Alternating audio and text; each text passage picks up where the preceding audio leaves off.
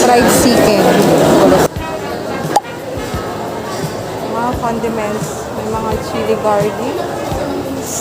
May mga spring onion, fried bawang. Ito naman yung Diwata fried chicken. Malaki din siya. Malaki din. Parang crispy. Tignan natin yung balat.